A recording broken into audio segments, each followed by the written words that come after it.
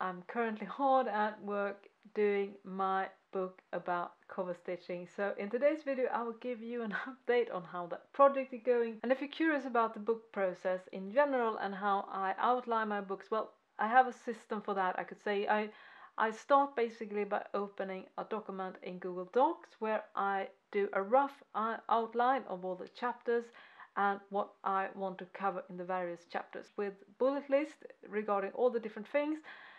And then I sort of have the rough skeleton on what the book will actually contain, and that is sort of first step. And what's so great about producing books like this when I have such a great dialogue with you is that so many of the things in the outline is actually based on things you have told me that you want to learn more about when it comes to cover stitching. So I'm definitely not creating this content in a vacuum. In fact, it's very much in a dialogue with you guys, and it was the same when I did my last book about sewing activewear, that I began having a rough idea of what I want to do, and then I began asking questions on my blog and on YouTube and on Instagram, and I got so many amazing suggestions that it was pretty easy for me to see what sort of content that was most important to have in the book. And it's the same for this cover stitch book. Now obviously we have a lot of pain points when it comes to cover stitching because a lot of us have encountered some type of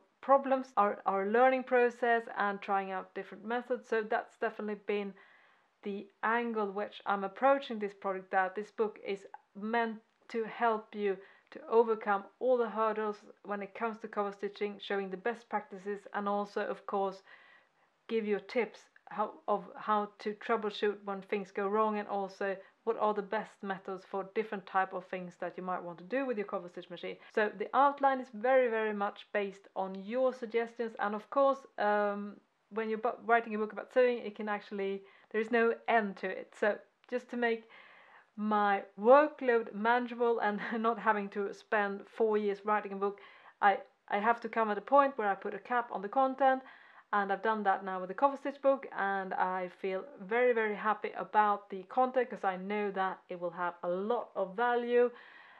And what happens next when I've done the outline is that I start writing down the various text for the different chapters, and I write that from my head because I've used a cover stitch machine for almost 15 years. I don't really feel like I have to start by sewing and then writing, because I have in my head basically pretty much all the different methods.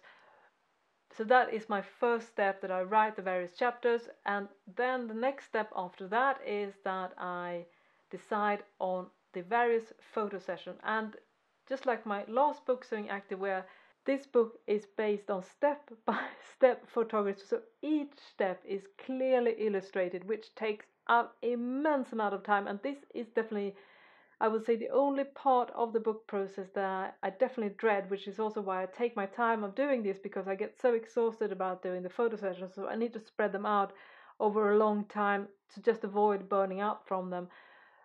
But these are basically the sort of meat of the book, is the fact that I have so many pictures. So I definitely made that a priority rather than having a heavily text-based book, because I do think most of us will learn better by seeing rather than reading. But I would love to hear your thoughts about that. I know we all have different learning styles, but for me it's really super important that I'm able to actually demonstrate in a clear manner the things that you need to do in order to achieve the best sort of result.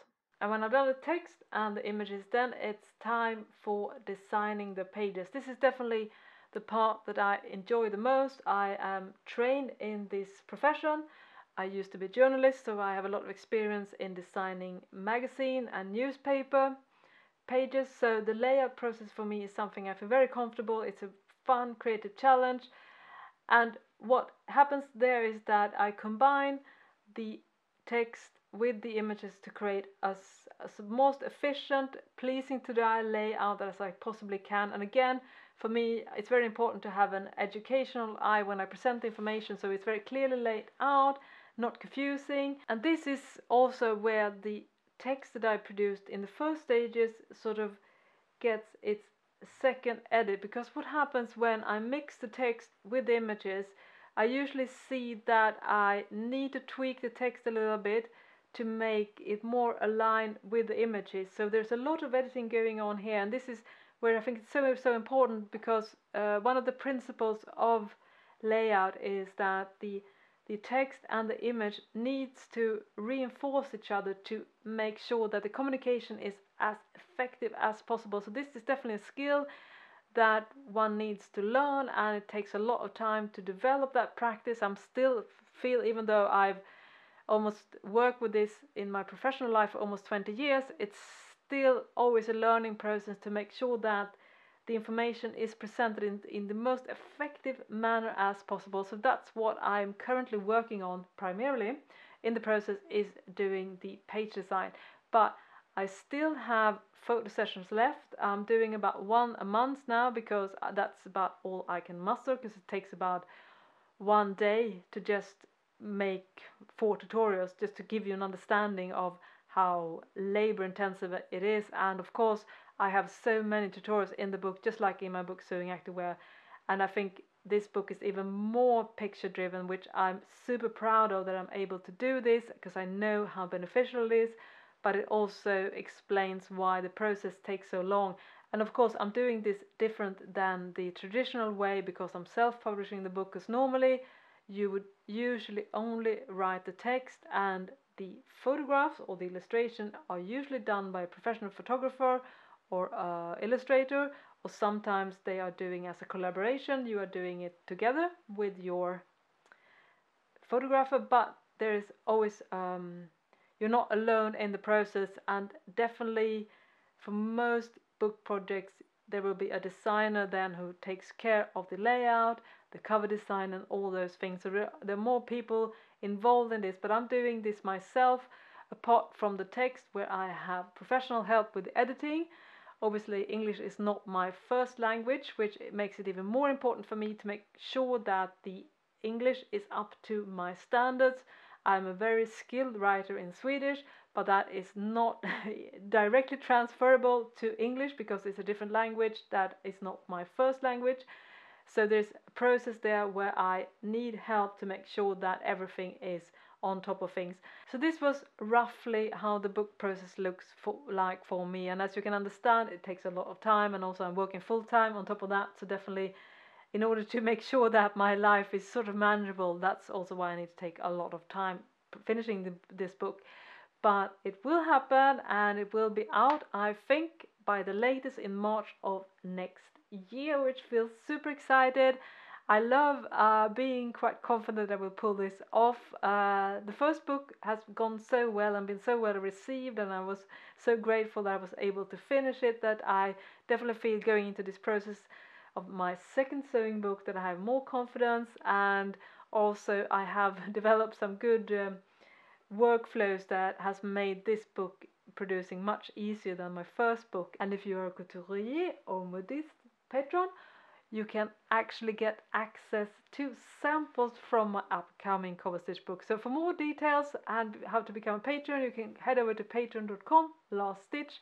There you have lots more information. I'm super grateful to all of you who have made the choice to support me on this adventure. That means so much for me, so I'm very grateful to all you supporters out there. It means so much. So now you know a rough update about my book project, and I will of course do another video once I'm done and share it all with you. I'm very grateful that you have followed me along on this journey. It's definitely a labor of love, but it's not always easy. It's actually sometimes quite hard, but that is how life is. Sometimes if you want to achieve things, you have to go outside your comfort zone, and this is something I've definitely done when decided to venture on making sewing books. Anyways, thank you so much for watching and supporting me. Stitch safe, and I'll see you next time. Bye bye!